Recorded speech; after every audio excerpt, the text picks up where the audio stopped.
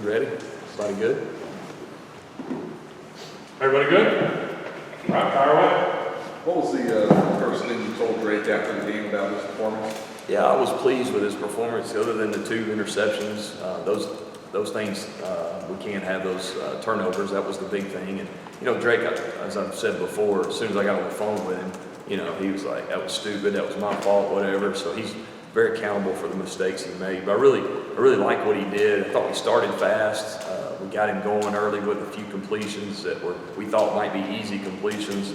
Got in some tempo. Loved the way we started the first drive or two, and got some runs in there too. So, you know, I thought overall Drake played really well, with the exception of those 2 mistakes. There's another check that he had that he'd probably like to have back. But other than that, I thought he played really well for the first time out. Should the vision you had for the offense match the reality of what we saw Saturday? You know, there's a lot of things to clean up, a lot of things to fix, but I think, you know, the style that we wanted to play, we wanted to establish running the football. That's something we really were committed to doing. There were some ugly runs in there sometimes with South Carolina, made it hard on us a couple times, and then we made some mistakes up front too, but we were committed to doing that. I think that's important to help protect Drake. I think it's important for us to be able to throw the football down the field, slow down some pass rush. So, you know, it's a good start for us for sure. Lots of things to fix though. When you look at it from a coach's standpoint, just you know, a lot of typical first game stuff, you know, where, you know, your first time you're playing live, the speed of the game's probably a little different, even though we do more one versus ones than probably some of the other places I've been. So, but I thought overall, you know, we were able to run the football good enough. We were able to throw some balls down the field off play action, which we really wanted to do. And we got the ball out of Drake's hand pretty quick too, most of the time. So, you know, like I said, a lot of things to fix, but really I was pleased with the start. Sacks can be more. The tight ends combined for 9 catches, 3 apiece. Mm-hmm. How much emphasis was placed on getting them as involved as they were on Saturday? Well, I think that goes back to trying to use your players the best you can. You know, your best players, the tight ends, all 3 of them are in our group of guys that we understand that need to have the opportunity because they can all 3 make plays down the field. They're also very good in the run game. I was really pleased with how physical those guys played in our run game. And you can see Kamari, Bryson, as well as John, they're all 3 capable of making plays. And you know, the way football's played these days, the tight ends are such an important part of any offense. And the more versatile they are, and the more things they can do, I think it helps your offense for sure. Yeah, sacks are often attributed to offensive line, but there are other elements that play into it. Yeah. So you guys didn't allow any the other night. There wasn't a whole lot of pressure on Drake. So what are some of the other points in just the offensive line for why you guys didn't? First I thought they did a nice job protecting him. You know, we communicated really well from the standpoint of who we were sliding to. Drake changed the protection a few times. Everybody got the check. Everybody understood. And then our running backs, if you go back and watch the film, they stepped up and protected and met the linebackers in the hole. Our tight ends did a nice job when we were chipping to get out. So I think as a whole, and then Drake did a nice job of not holding the ball. He got the ball out of his hand, which I think goes back to making a really good pre-snap decision, understanding what coverage we're seeing, knowing where his eyes are supposed to be. And I think all those things combined, that was a huge emphasis for us, is to protect him, to get the ball out of our hand from the quarterback position. You see football around the country. Some of the sacks aren't always, the offensive line gets blamed, but sometimes the quarterback's sitting there holding the ball too long, and at some point it's going to break down. So overall, I was pleased with that whole unit, you know, is how we protected and got the ball out. Staying with that, one of the things Amarian had to work on a year ago is pass protection. He never had to do it in high school. Right. So how much has he progressed since you got here in that element, and how was he the other night with that? Yeah, I think he's progressed really well. You know, with him, it's just a matter of understanding how the protection is supposed to work. Are we in a 7-man protection? Are we in a 6-man protection? Or is it a quick game set? Is it a drop back set? All those things go into those running backs of understanding where to protect. Some of our play actions, they have to field front side or back side, depending on the call. And I think that just goes with the growth of a young running back who you know, understands now not just what my assignment is, but why the protection is designed that way. And I think that's what we're always looking for the quarterbacks, trying to teach those guys, why are we protecting this way?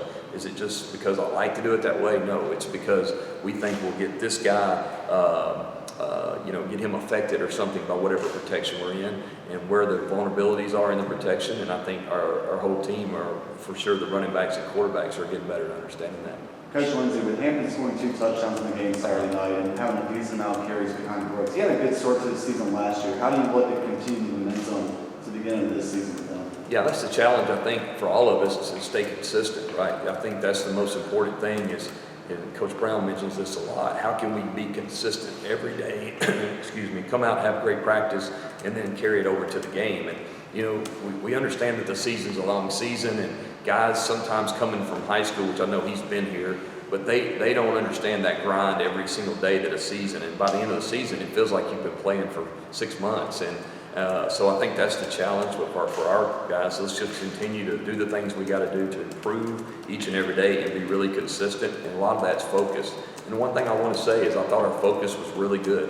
I thought our walkthroughs, I even made a comment to Clem, Randy, our line coach, that I felt like our focus was there during the walkthrough time. You can kind of get that vibe. I think our guys were excited to play and look forward to the challenge. And you know, we've been practicing for a couple weeks, kind of, you know, in this, getting ready for this game. And I think that helped as well. But the focus is there. We got to do that tomorrow on my first day back on the field this week. And I thought last night, Sunday's light, but I thought they were good then as well. But we got to make sure we continue to focus each and every day. Chip, what do you like about the Wildcat? And what about the personnel that you have? Yeah. What do you think makes that work for what you have? Yeah, I think, you know, anytime you can give the defense different looks, I think that helps, you know, and you know, the deal we did the other night on the short yards, I'm assuming that's the one you're talking about. Well, you tried on the goal line too, but I think they called they called timeout. That's our round package, you know, we called it the round package because, you know, it's North Carolina. So I think that's for us, you know, that's something that's, it gives us an opportunity sometimes to get multiple bigger bodies on the field. And, you know, I think it's something that it makes you a little more versatile. And we got a lot of different variations of it. You don't carry them all every week, but, you know, for me, it just gives us some versatility and the opportunity to maybe get downhill. And that's something I think is important. And I think our personnel allows us to do that some. Some weeks will be more than others. Some weeks maybe not at all. It's all about the game plan. You obviously coached at Troy for 3 years, and you've seen App State and their defense multiple times. Obviously, one of the standards of the leagues in the Sun Belt. With your past experience and when you're going to look at them this week, what makes them such a tough defense to lose? Yeah, when I was in that league, the Sun Belt, they were the top of the league every year. They were really, really talented. Sean Clark, their head coach, does an outstanding job. He's an old offensive line coach, so they're gonna try to run the football all the time. That's what they do. That's who they are, and they got a lot of good things off of it. Their staff is really, really good. They've always had a great staff there over the years, no matter who the head coach was. It seems like those guys that have worked up there have kind of all stayed in that family. Always was very impressed with those guys when we were playing in the other league, and you know, I think, you know, their history says it all. They've had a lot of success up there, no matter what division they've been playing in. They've had a lot of great wins against some larger opponents. So I think for me, I just always see a well-coached team that plays really hard, and they're going to make you earn it all the time. And there's living proof of that on film from last year and also from my time going against them. So it's a huge challenge for us, and we got to make sure that we understand it's time to turn the page and get our guys focused and be ready to go. Now that you've gotten a chance to call a game with the new clock rule, was there anything you like about the rule? What don't you like about it? And was it easy to adjust to? You know, the game moves faster. I don't know what the time was. You guys probably know better than I do compared to some games in the past, but it just feels like it moves faster. I know there's probably 8 to 10 less plays a game, it looks like. Now South Carolina, their play count got up because they were throwing a lot there at the end, but going fast. But, you know, I think it really, you look up at the clock and there's 6 or 7 minutes left in a quarter, you know, and you're like, wow, this thing's flying by. And so I do think it's a little bit of a factor, but I also think this, if you can run the football some and do that, then I think it gives you a huge advantage. And, you know, you got to make sure that you understand that, hey, if we're off the field very quickly, you know, you may not get as many chances to get the ball back. I don't know how many possessions we had the other night, but, you know, I've been in games before where you got possession after possession after possession, and the other night we didn't feel that way. And I thought we adjusted well as a staff. I think we had a good plan. But at the same time, it is a factor. Probably too early to tell for me right now as far as how big a factor that's going to be, but it's definitely a lot faster for sure. What were the adjustments you had to make with Tez and Nate being out? With who? With Tez and Nate being out on Saturday? Well, I think we're lucky to have a little depth in that room, that's for sure. We've got some guys like Colby and Gavin and JJ that have played and played in games here and played well. So that I think that was a comforting thing. I think, Tez and Nate, getting those guys back is really critical for us. They're really good players. They do a great job. I mean, you got to have depth. I mean, we can't survive. And our young receivers are really talented, but they're still figuring it out. They're still learning.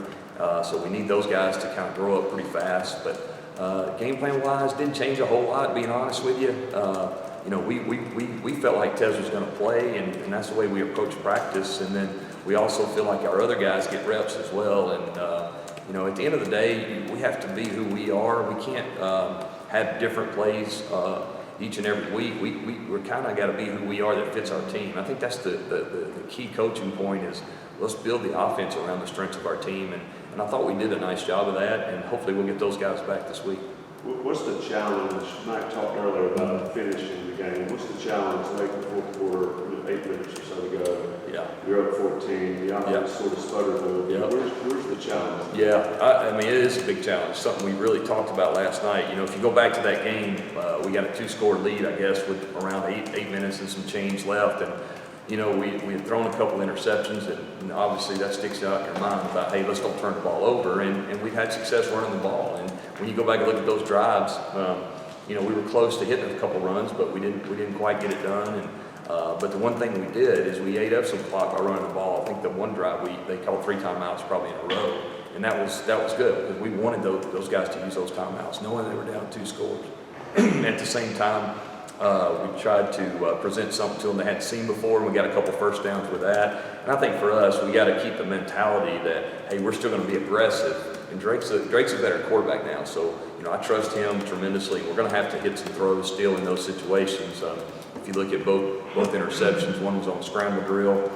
He'd probably like to have it back, although the receiver can kind of come back and help him some too and not drift away and get undercut. And then the other interception, ball placement was bad. He should have put the ball outside. He's trying to go back shoulder. So we had some throws, some opportunities, but we got to definitely do a great job of studying that scenario and making sure if we get in that again, that we can do a better job of staying on the field and help our defense out. And then, we didn't do a great job of that in that scenario for sure.